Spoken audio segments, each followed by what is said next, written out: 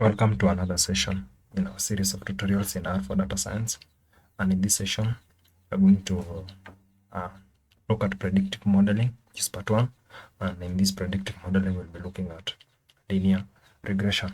And linear regression the member or is a class of linear models. As the name suggests, it's linear. So there is a linear relationship between the dependent variable and the independent variable or variables. In linear regression, there are two classes of linear regression. That's the simple linear regression and the multiple linear regression. In simple linear regression, we have one independent variable. So we are trying to predict the value of or the values of dependent variable using one independent variable.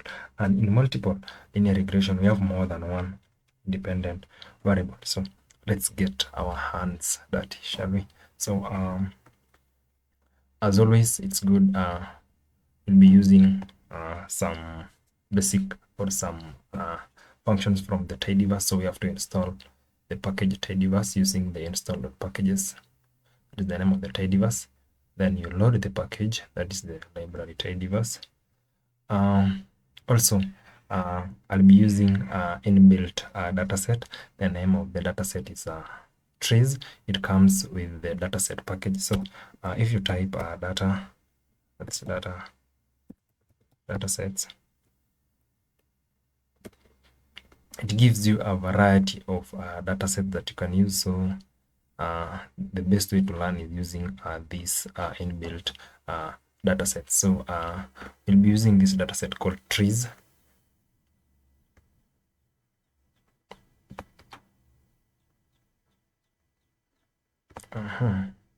This one. We'll be using this dataset called trees. So this dataset trees, you can use the help command so that you understand what this dataset has or what it actually entails. So here is the name of the dataset. The name of the dataset is called trees, and this dataset has got the girth, that is the diameter of a tree. So this dataset provides measurement of diameter, height, and volume of timber in 31 felled cherry trees. So this dataset has three columns. That is the girth, which is the diameter of the tree, the height in feet of these trees, and the volume of these trees. So this is the data set. Now, what we are trying to do here, and the basis of understanding all models, is you have to understand first of all the question. So we are saying, can we predict the volume of a given tree using its girth, that is its diameter? Can we predict the volume of a tree using the diameter?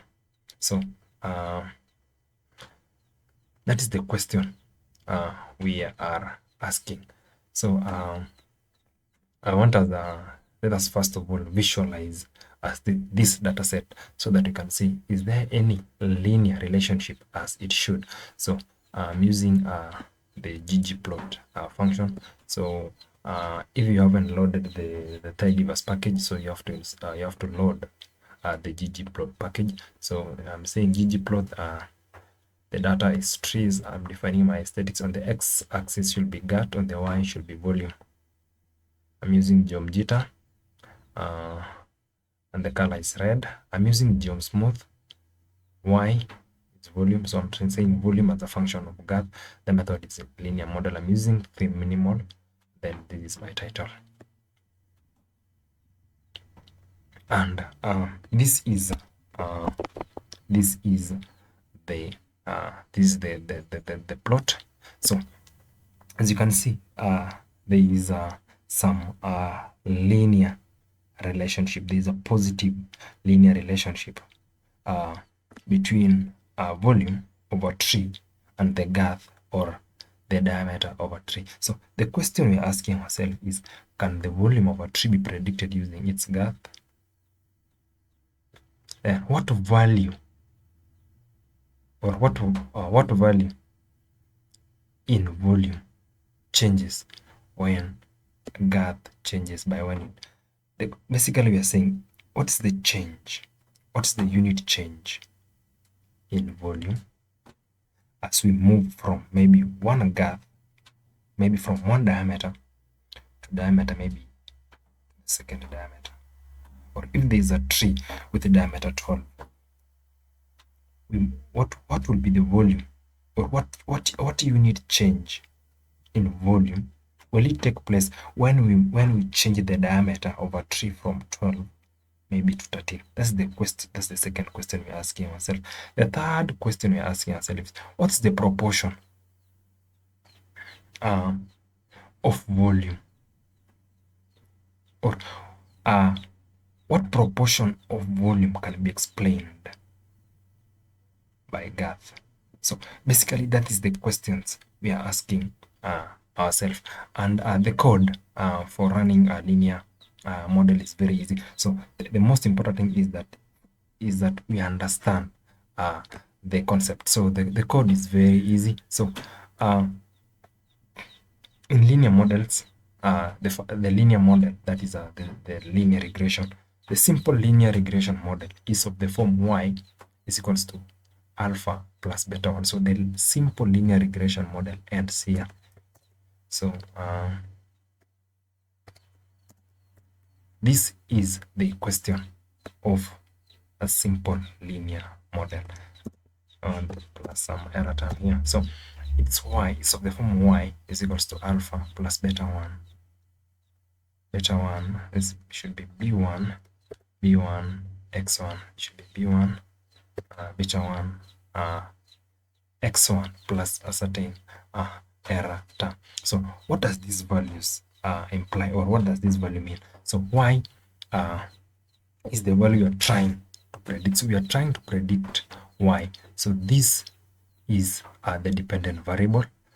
Then a is the intercept. So it is the intercept of this line. Is the intercept of this line. So it's where this line cuts the y-axis. So that is alpha. Then there is a beta 1. Beta 1 is the slope of this line. So it's basically the slope of this line. So what does these values plus a certain error term, which is basically most of the times it's usually 0. So what does these values imply? So what they mean is alpha is the intercept. So it is the y-intercept. So it is, what it means is that that is the value of the dependent variable when the independent variable is 0. So in our case here, we have the volume of a tree and the girth of a tree. So what this value implies is that it's the volume of a tree. It is a volume of a tree with the girth equals to 0. Basically, in some occasions, this intercept doesn't make sense because there's no tree. There's no tree with girth equals to 0. Then beta 1 is the slope.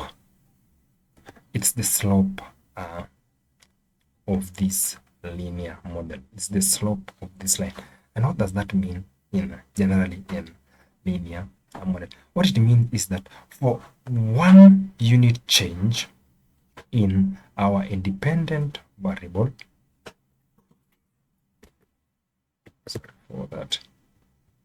for a unit change in our independent variable, that is in our case is girth,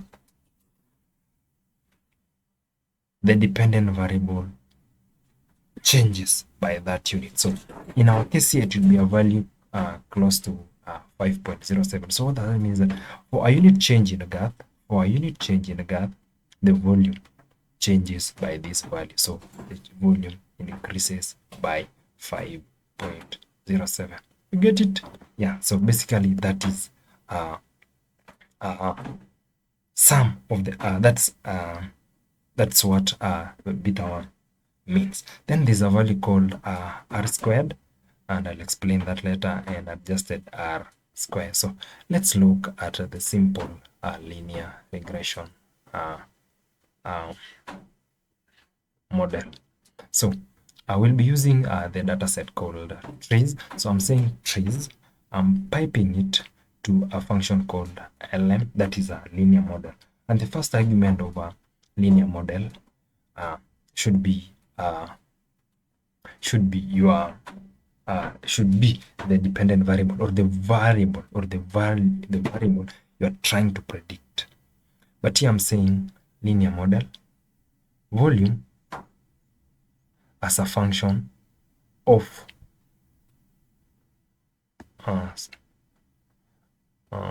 so sorry, this is a multiple linear regression. Let's see the simple linear regression. Here it is. So I'm saying linear model, I'm saying lm, volume as a function of girth. Then I'm saying the data should be trees. So basically the first argument in linear model, so lm, this function called lm, is the function that performs a linear regression. So lm, volume, using this the tilde operator, this one is the tilde operator. So we're saying volume as a function of girth. Then what's the name of the data set we're using? The name of the data set we're using is trees.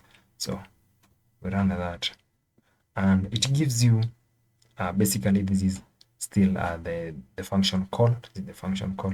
It gives you the coefficient. So it gives you the intercept. What is the intercept? The intercept is the value alpha. So the intercept is a point whereby this line, this blue line here, cuts the y-intercept, and the girth is beta 1. So I can as well name this model. I'm saying lm underscore model, and I'm still using lm, volume as a function of girth. Data is the name of the data is equals to trees. So if I run this line of code, now it gives me an object called this object is lm underscore model, and this object is of class lm. So I can use attributes command. Attributes, then the name of the object. It will give me all the attributes that are variable or that are inside this function. So this function has got coefficient, residuals, effects, rank, fitted values, assign, QR, df residuals, and so on. And it is of the class lm. It's of the class linear model. Now, so that I can see what are the values, or the values that are interested in this model, we use summary command, then the name of the model. So we're saying summary lm model, and if we run this, now this is the table, or what we are interested in. Now it gives you the call lm formula. So this is the function call. Then it gives you the residuals, and these residuals we can use it later on to assess our model. But basically this your model should be nearly normal. That is the maximum value and the minimum value should have an absolute value of 0. The first quartile and the third quartile should have a value of equals to 0, and the median should be close to a value 0. And then these are the coefficients here. Now what these coefficients tells you is that this is the intercept, and as I had explained earlier, the intercept is this is whereby the line cuts the y-axis, and in our case here it is negative 36.94,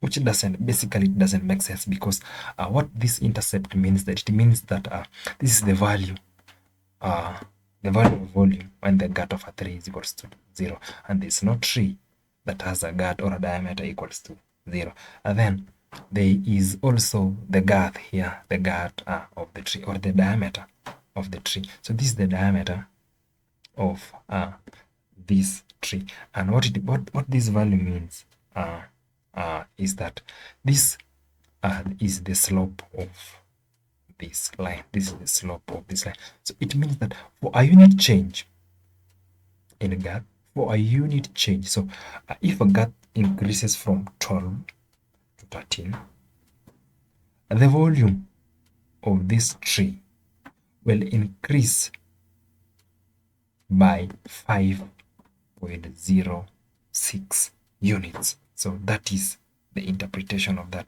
And then it also gives you the standard error and the p-value. Now, as you can see, the p-value here is very small. So if the p-value is less than 0.05, it means that our girth here and the intercept here can be used to predict the model. So if the p-value is less than 0.05, our variables here are good predictors, or they can be used to predict the dependent variable. So here girth can be used to predict that is the volume of tree.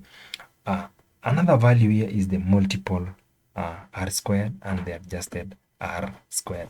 What the multiple r squared tells you is that it tells us that this is the proportion, this value here, 0.9353. It tells you that 93.56 or 93.53, that's 93.53% of girth or of a tree diameter can explain the volume of a tree. That is 93% of a volume of a tree can be explained by its diameter. So 93% of a tree volume can can be explained by the girth of this or by the girth of a tree. So this means that 93% of our dependent variable can be explained by independent variable. And adjusted r square basically is used for multiple linear regression, and I'll be explaining it later when we are tackling multiple linear regression. So that is what a simple linear regression is. So we can now write our function, that is our simple linear regression model, as y is equals to, that is, should be alpha. What's our alpha? The alpha is our intercept here, and our intercept is negative 36.94 plus beta 1. Our beta 1 is this value here. It's our beta 1. Then I multiplied by x1 plus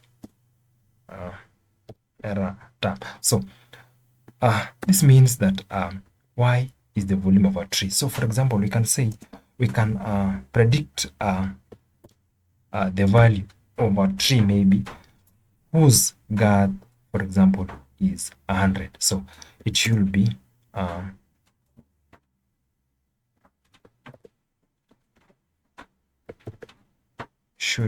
multiplied by, so we are saying here this tree has got a girth, or it has a diameter of 100, and if we run this, should be 496.06. that should be the volume of that tree. So this is how these models work. So let's look at multiple linear regression. So transferring from simple linear regression to multiple linear regression is very simple, so long as they've understood the simple linear regression. What we are adding here is that we are only increasing the number of the independent variables. So in simple linear regression, we had only Gath as our independent variable, but here we are using, or we are adding another value called height. So I'm using the pipe operator here. I'm saying trees, and then I'm piping it to LM model volume as a function of, I'm using here dot. What does that mean? I'm saying that volume as a function of everything. So volume as a function of all other variables in the data set. Then I'm saying data is equals to dot. Data is equals to dot. What am I using? Why am I saying this? We are putting this here because the first argument in LM model or in linear model should be the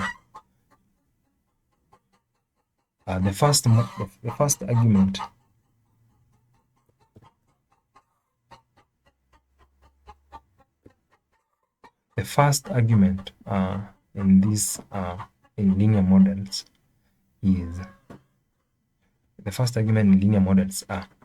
basically should be this the dependent variable as a function of everything. Then I'm saying here data is equals to dot. What I'm saying is because we have piped this data set. So we are saying data is equals to dot. We are basically telling R to pick the name of our data from the pipe operator. Then I'm piping it to summary command. And if I run that, it will give me this. But as well, I can rename my model LM model LM underscore model underscore 1. I'm saying LM volume as a function of Gath plus height. This is another way of defining or of providing your two or more independent variables. So if we had another independent variable, we could have added here, and then maybe we add another, but here we only have two. Then I'm saying that is equals to trees, and if I run that, then I'm saying summary of the model. This one will give me basically it's the same as this simple linear regression model here. And here this is the formula call. Still, these are the residuals, as you can see. This is basically normally distributed because the absolute value of minimum and maximum is not that different. The first quartile and the third quartile are close. The median or the mean should be close to 0. Then the intercept is negative 57.98. So what does that mean? This is the alpha value. So this is the point where this is the point whereby this line cuts the x-axis. It cuts the y-axis, sorry. And then this is the value of the Gath. What's the value of the Gath? This means that for unit change in Gath, volume increases by this value, and then for unit change in height, the volume increases by this value. As you can see, the p-value is less than 0.05, so the intercept is okay. The value is less than 0.05, the GAT is also okay.